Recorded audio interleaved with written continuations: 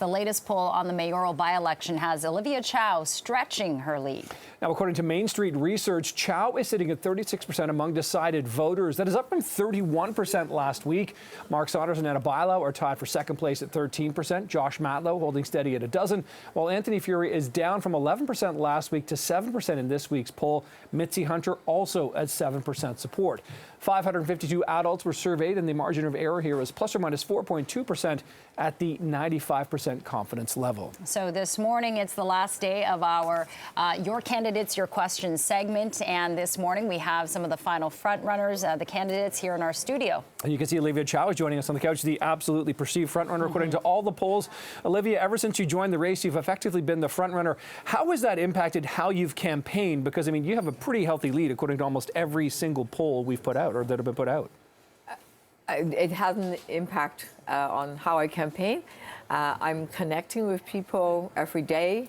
I start early in the morning and end very late at night. Last night I was at the 8th vigil that went till quite late, for example. So, yeah, I think it's important to connect with folks and to hear and listen intently what they think City Hall can do for them.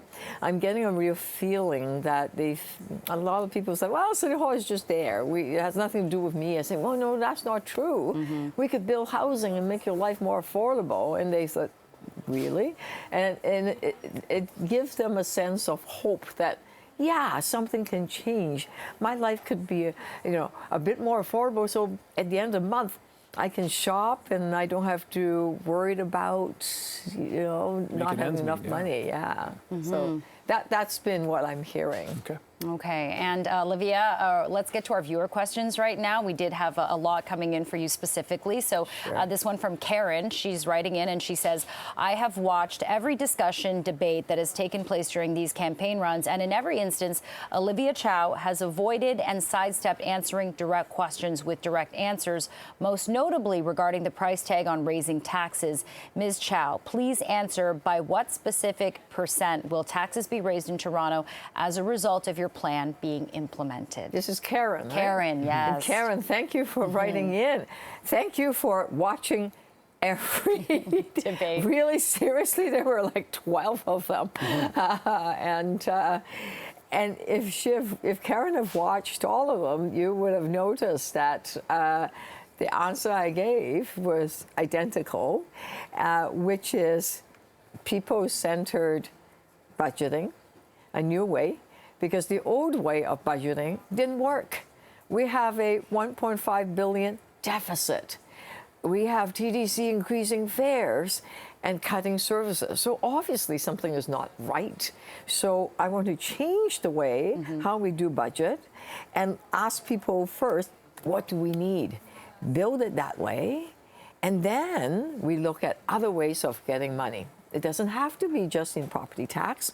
It could be through what I call a mansion tax. Only impact on 2% of all the people that buy new homes. $3 million, $5 million, $10 million, $20 million homes. I don't think it'll impact on a person like Karen because it's a very small number of people.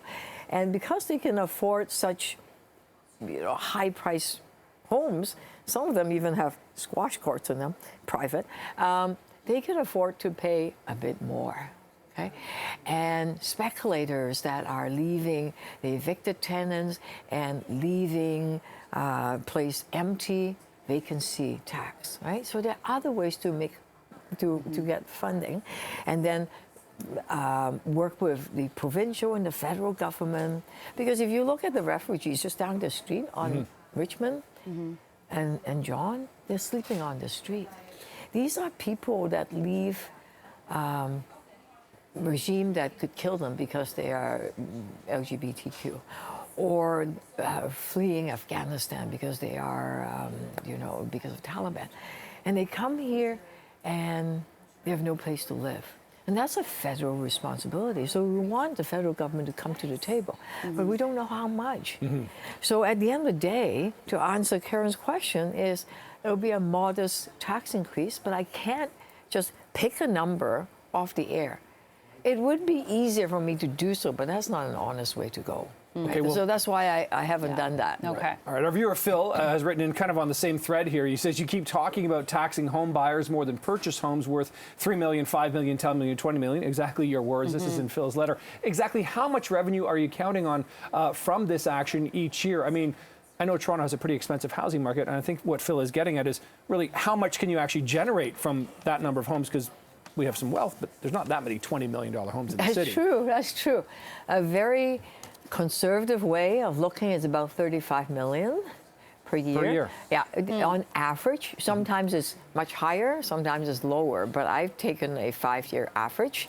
And the vacancy tax rate, very conservative, bare minimum is 45 million, okay?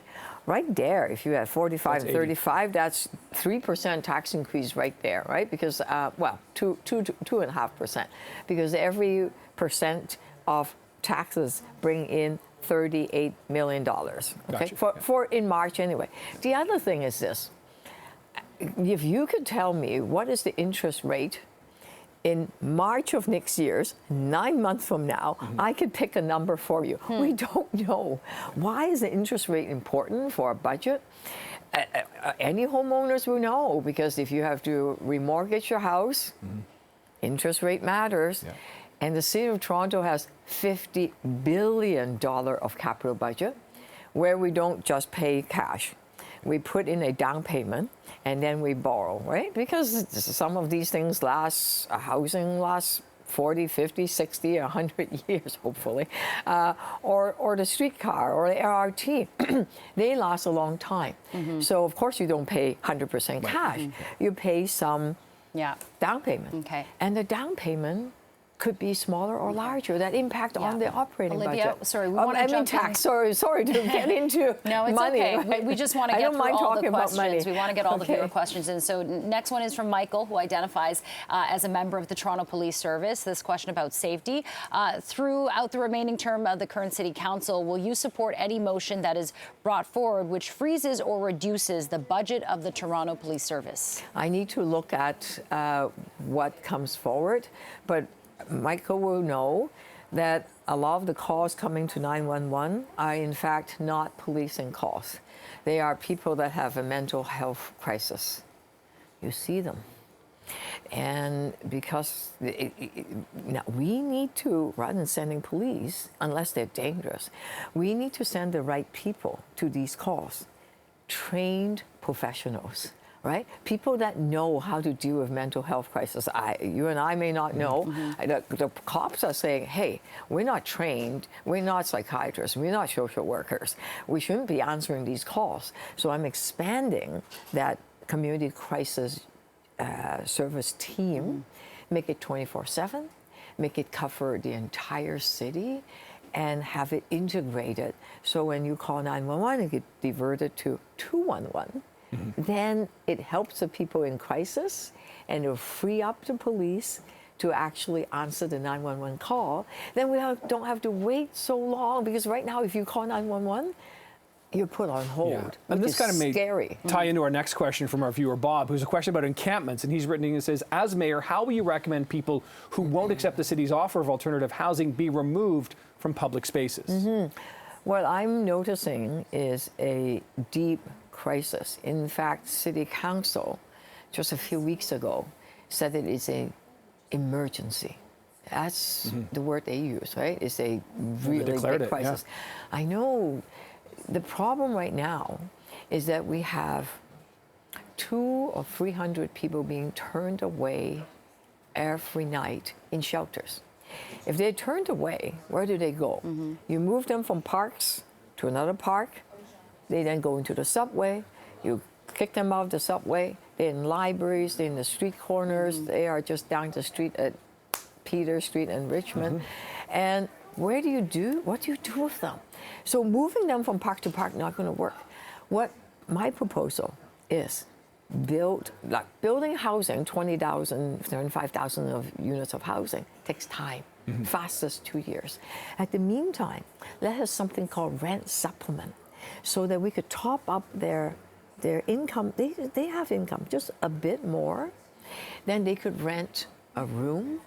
We can move them out of the shelter, opening up the shelter, then we can get the folks in the encampment actually have a place to go. Right?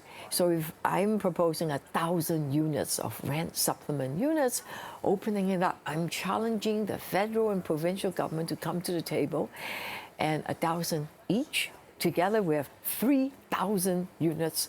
Immediately, we can take people off the shelter, and then we can house those people that are in camps and parks and ravines and our subways and our streetcar, have them into a shelter or a room. Get them to safety Yeah. and security. Safety. Yeah, they're the ones that get mugged and, you know, I taught at university. A university student, one of my students, disappeared for several weeks. I said, this is a good student. What happened to you? A few weeks later, he showed up. He said, I got evicted. I have no place to go. I lived in a shelter, and I got my laptop stolen. He was in shock. Can you imagine a university student not having a laptop? He said, I was just, he was in crisis. Wow. So I gave him extra deadline so he could get his Shocking assignment done. situation. Wow. But what do you do when you get evicted? You're in crisis, which is why I'm opening up respite center. Because when you're in shock, you need somewhere to get your ID sometimes to get stolen, to get a meal, to get a shower, to get back on your feet, find shelter. Those things actually help people get off the street. Right, okay. Well, Olivia, we are actually right up against the clock here. Appreciate you coming in this morning and joining us this morning. Thank you so much for your time. Thanks for the time.